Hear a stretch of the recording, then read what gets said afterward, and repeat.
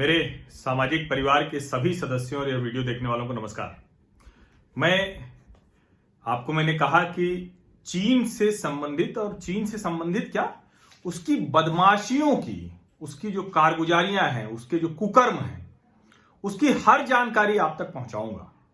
और इसके पहले मैं श्रृंखलाबद्ध तरीके से आपको बहुत बातें बता चुका हूं कि चीन ने कैसे लोकतंत्रों का इस्तेमाल किया अपनी तानाशाही को मजबूत करने के लिए, कैसे पत्रकारों को, सांसदों को, अलग अलग जगह शोधकर्ताओं को, प्रोफेसर्स को, जाने किसको किसको उसने प्रत्यक्ष अप्रत्यक्ष तरीके से लाभ पहुंचाया और उनको अपने हित में इस्तेमाल किया। लेकिन अब अगर मैं आपको कहूं कि चीन ने आतंकवादियों का इस्तेमाल अपने पड़ोसी देशों की राजनीतिक सत्ता को अस्थिर करने के लिए किया है, उनको परेशान करने के लिए किया है, उनको अपनी शर्तों के मुताबिक झुकाने के लिए किया है, तो आपको शायद ही यकीन हो, क्योंकि आपको कहें कि मूल रूप से ध्यान में आता है तो चूंकि हम जिनसे घिरे हुए हैं तो वहां अलग अलग है, लेकिन दूसरे देश में जो आतंकवादियों को भेजते हैं उसमें आपको पाकिस्तान का ही नाम ध्यान में आता है। हालांकि पाकिस्तान को भी जो चाइना पाकिस्तान इकोनॉमिक कॉरिडोर है, जिसको वहां के लोग जो पाकिस्तानी नागरिक हैं अब उसको चाइना पाकिस्तान एक्सप्लॉयटेशन कॉरिडोर कह रहे हैं। जमकर करप्शन हो रहा है और यही इमरान खान जब सत्ता में आ रहे थे तो इन्होंने कहा था कि हम सीपीईसी का रिव्यू करेंगे।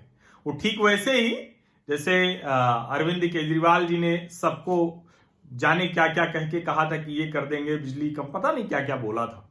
और कहा भी जाता है कि जैसे भारत में अरविंद केजरीवाल हैं, आम आदमी पार्टी है, वैसे ही पाकिस्तान में इमरान खान और उनकी पार्टी। खैर ये अलग बात हो गई। लेकिन जब सत्ता में आ गए इमरान खान तो सीपीईसी पर कुछ भी नहीं हुआ।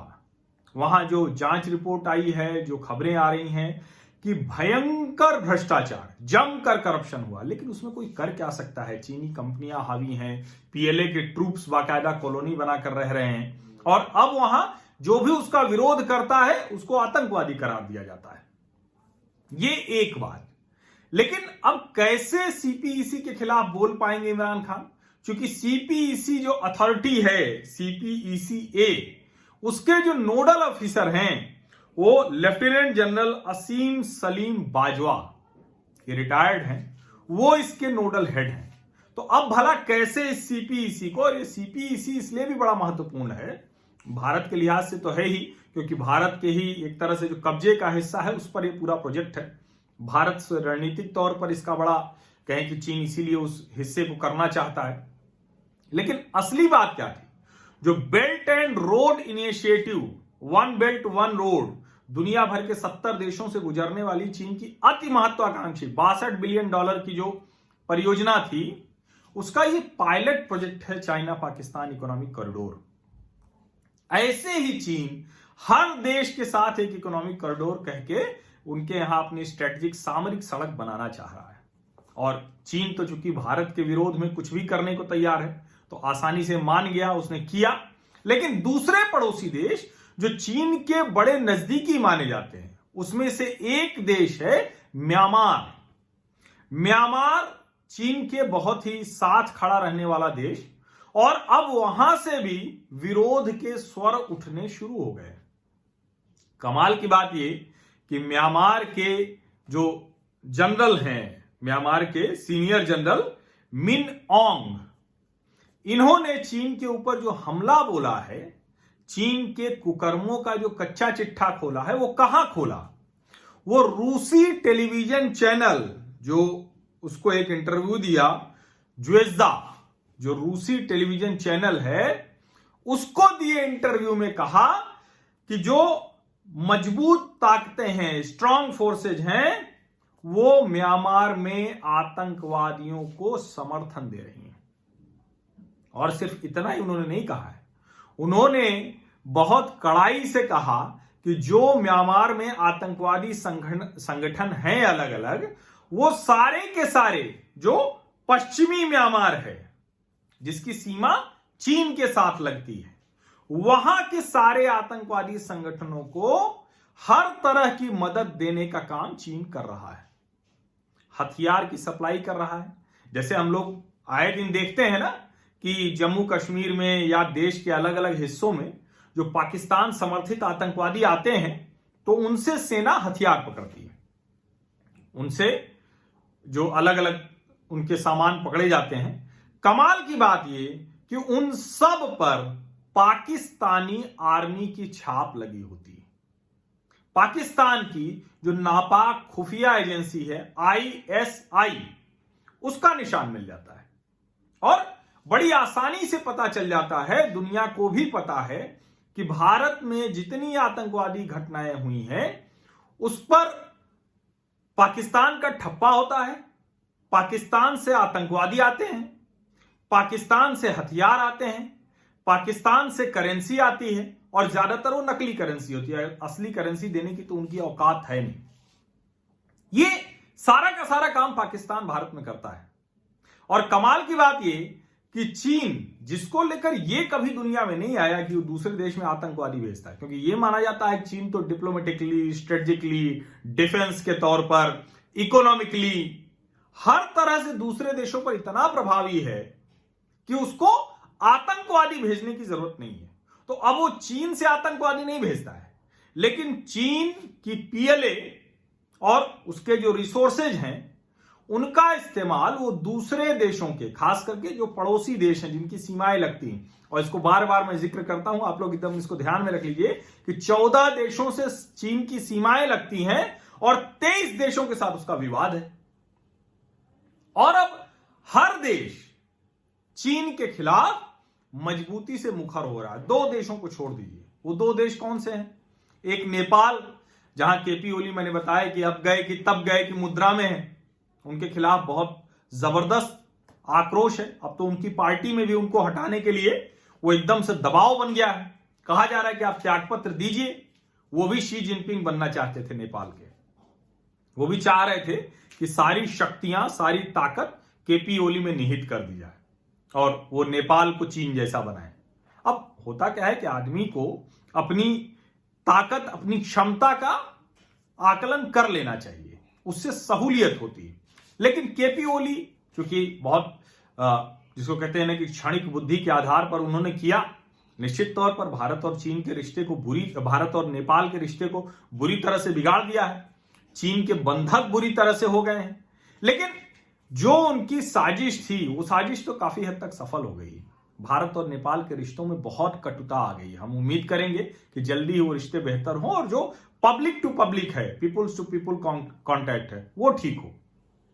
तो नेपाल का ये हाल है। और पाकिस्तान तो चूंकि इस्लामिक जिहाद, भारत का विरोध, वो उसके मन मस्तिष्क पर ऐसा छाया है कि वो अपने आप को चीन के हाथों गिरवी रख दे रहा है।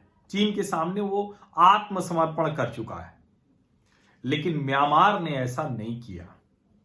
म्यांमार में चीन ने निवेश करना शुरू किया। म्यांमार को लगा कि एक बड़ा देश है, हमारे साथ खड़ा है। उसकी हरकतों को जानते हुए भी म्यांमार के जो सत्ताधीश थे उन्होंने कतई चीन के ऊपर कभी कोई उंगली नहीं उठाई, उसके साथ खड़े रहते थे। लेकिन अब समझ में आ रहा है कि जो पश्चिमी म्यांमार में जो रखाइन स्टेट है उनकी, उसमें 2 आतंकवादी संगठन, अराकान आर्मी AA के नाम से है और दूसरी Arakan Rohingya solvation army, Arakan Rohingya solvation army, यह है ARSA, यानी एक AA एक ARSA। इनको चीन बाकायदा हथियार दे रहा है, बाकायदा फाइनेंशियल असिस्टेंस दे रहा है। और जब 2019 में जो तांग नेशनल लिबरेशन आर्मी, इसके आतंकवादी पकड़े थे म्यांमार की सेना ने, पुलिस ने, तो जो हथियार मिले थे वो किसके थे? वो चीनी हथियार थे। नवंबर 2019 में पकड़े गए वो चीनी हथियार थे। अब सवाल यह है कि ये सब चीन कर क्यों रहा है? अगर म्यांमार से उसके रिश्ते अच्छे हैं, उसके बावजूद वो म्यांमार के साथ क्यों ऐसा बर्ताव कर रहा है कि म्यांमार के सीनियर जनरल रूसी टेलीविजन चैनल को जाकर बताते हैं कि देखिए चीन हमारे साथ ये बुरा कर रहा है। इसका मतलब आप समझिए, इसका मतलब ये हुआ कि चीन किसी का सगा नहीं है। अब है क्या, जैसे चाइना पाकिस्तान इकोनॉमिक कॉरिडोर बनाकर पूरे के पूरे इस रास्ते को कब्जा करना चाहता है, पाकिस्तान को अपनी कॉलोनी चीन बनाना चाहता है, उसी तरह से चाइना म्यांमार इकोनॉमिक कॉरिडोर वो बनाने के लिए वहां की सत्ता के खिलाफ आतंकवादियों को खड़ा कर रहा है। और आप अगर ध्यान दें दोनों पैटर्न में, तो जैसे बलूचिस्तान, वहां जो भी लोग हैं, जो भी कुछ हैं, उनके खिलाफ वो कहता है, और वहां जब उसका काम हो गया तो उनके खिलाफ वो आतंकवादी बनाकर उनको उनके खिलाफ सजा दिला रहा है, या जो भी काम करना है उनका शोषण यातना कर रहा है। म्यांमार में चूंकि वहां पहले से विद्रोह है, उसका इस्तेमाल चीन अपने पक्ष में कर रहा है, और वो ये इस बात को लेकर आश्वस्त है कि जब हमारा चाइना म्यांमार इकोनॉमिक कॉरिडोर बन जाएगा तो हम उन पर काबू पा लेंगे। ये आप चीन के सोचने का, काम करने का तरीका देखिए। और इसीलिए अब जब म्यांमार ने ये शिकायत की है और अब जाकर वो बोलना शुरू किया है, तो लोगों को समझ में आना चाहिए कि चाइना ऐसा नहीं है कि सिर्फ भारत की जमीन हड़प ले रहा है। चाइना ऐसा नहीं है कि सिर्फ पाकिस्तान में इकोनॉमिक कॉरिडोर बनाकर सब कॉलोनी बसा ले रहा है। चाइना ऐसा नहीं है कि नेपाल के गांव कब्जा कर ले रहा है, वहां चीनी शिक्षक भेज रहा है, वहां के डैम बना रहा है, वहां कब्जे की पूरी रणनीति। दुनिया के हर देश में जहां वो संभव है उसके लिए, तो जाहिर है सबसे पहले जैसे कोई गुंडा बदमाश बनता है तो उसका सबसे पहला शिकार कौन होते हैं? पड़ोसी होते हैं। जहां वो बचपन खेला होता है, सबसे पहले पड़ोसी को ही मारता है, अपने भाई बंधुओं को मारता है। तो ऐसे ही नेपाल ने सबसे पहले अपने लोगों को मारा 4 जून 1989 को थियानमेन चौक पर। ये हर बार दोहराइए इसको, दुनिया में जहां कहीं भी हैं आप लिखिए। और उसके बाद चीन के नागरिकों की हत्या, उनके अधिकारों की हत्या, उनकी गिरफ्तारी, उनकी जो कुछ था सब किया। उसके बाद फिर पड़ोसी देशों की तरफ वो बढ़ता चला गया। इसीलिए मैं आपको ये बातें जो बता रहा हूं, इसको आप खुद जानिए, दूसरों को भी बताइए। और जो मैं एक बात कहता हूं कि आप मेरे इस वीडियो को पूरा आगे बढ़ा देंगे तो बहुत अच्छा लगेगा मुझे। ज्यादा लोग इस चैनल से जुड़ेंगे, हमारा सब्सक्रिप्शन बढ़ेगा। और मैं उसको सब्सक्रिप्शन के तौर पर नहीं देखता हूं, क्योंकि यहां सब्सक्रिप्शन कोई पैसे देकर नहीं होता है। हाँ, ढेर सारे लोग मेरी आर्थिक सहायता करते हैं इस चैनल को चलाने के लिए, उनका बहुत बहुत धन्यवाद। लेकिन कोई बाध्यता नहीं है। आप आइए, सब्सक्राइब कीजिए और नोटिफिकेशन वाली घंटी दबा दीजिए। सामाजिक परिवार को आप बड़ा कीजिए। हम जो सकारात्मक बहस है उसको बड़ा करेंगे, पॉजिटिव नैरेटिव्स हम खड़े करेंगे। हम हर उस बात को जो भारत को मजबूत बनाने के लिए जरूरी है वो बात यहां करेंगे, और भड़काऊ विभाजनकारी बात यहां कतई नहीं होगी। तो चीन के बारे में हर जरूरी जानकारी आपको इस चैनल पर मिलेगी, और बहुत मतलब जिसको मैं कहता हूं ना कि एक एक लाइन आपको समझ में आएगी। बहुत कोई कठिन टाइप का स्ट्रेटेजिक, जिसको कहते हैं ना कि स्ट्रेटेजिक अफेयर्स एक्सपर्ट या चाइना एक्सपर्ट, डिफेंस एक्सपर्ट, ऐसा एक्सपर्ट मैं नहीं हूं। मैं सामान्य पत्रकार हूं, एक विश्लेषण करता हूं, और मैं चाहता हूं कि ज्यादा से ज्यादा लोगों के सामने चीन का कुकर्मी चेहरा ठीक ठीक दिखे, स्पष्ट तरीके से।